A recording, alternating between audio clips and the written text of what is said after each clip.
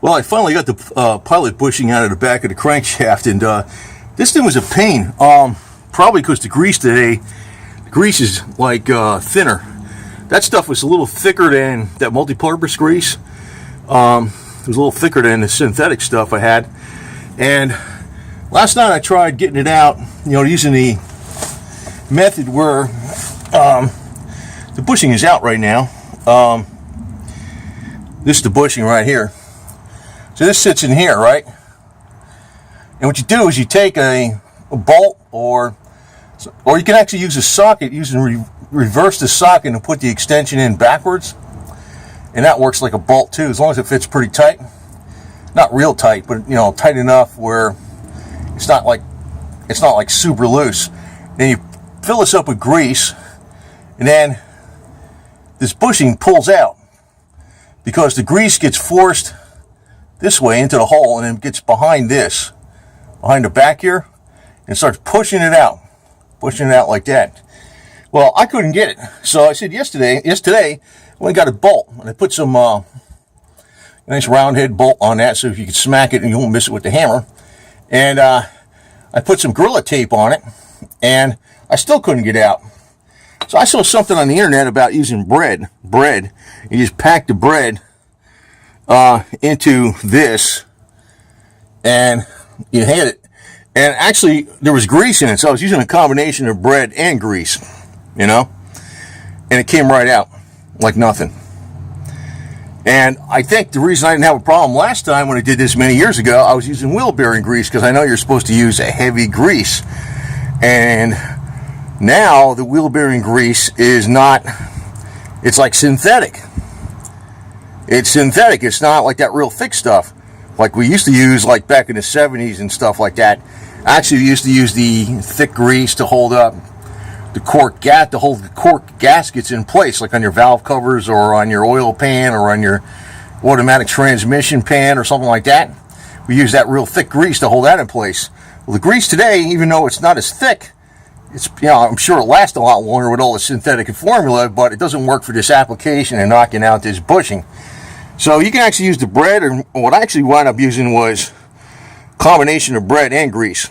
I guess I need to take all this bread out like this. I don't know how long it was going to take me to do this, because literally last night I tried this 50 times trying to get that out of there using the method of putting the bolt. There was a bushing in there. The bushing would have been in here like this, and the pilot bushing. It's a bearing, but it's really a bushing.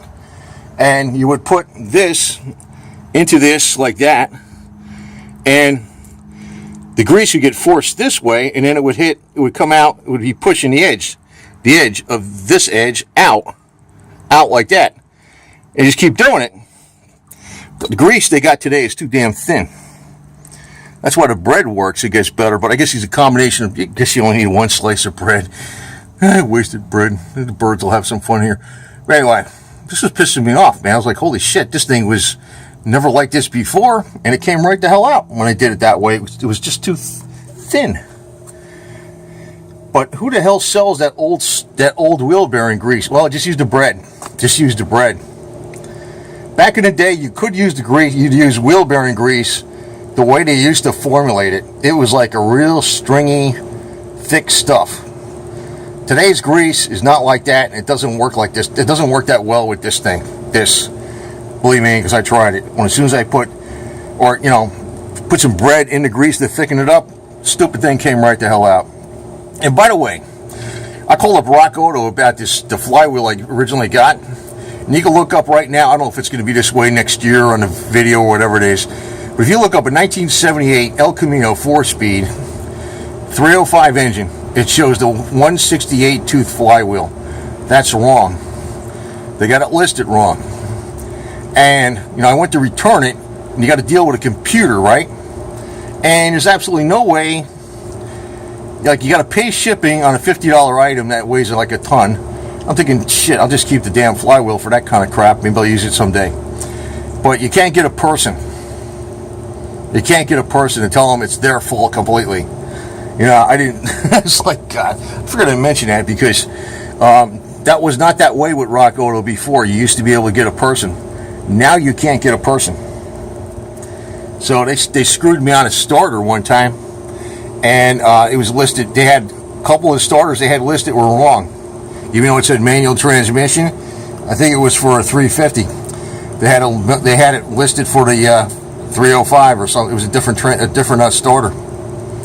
So they're cheaper, but you better watch out when you order, because I'm trying to be careful. But they only showed one listing for the 305 El Camino, and I'm like, well, that must be it, right? There's no choices. There's only one. It's the wrong one. They got to list it wrong. So that's just something else I'm tagging on the back here. When you get these discount parts online, you can't deal with a person anymore. It's getting ridiculous. Anyway, so over that. Of course, we got Feather Mama out here, and here's the boy right out there.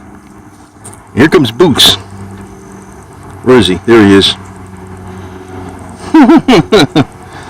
He's got that lion stealthy thing about him, doesn't he?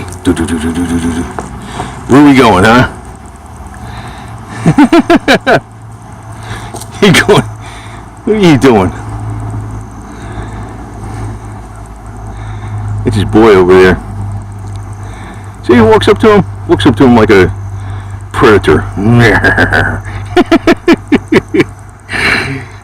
That's how they are, man.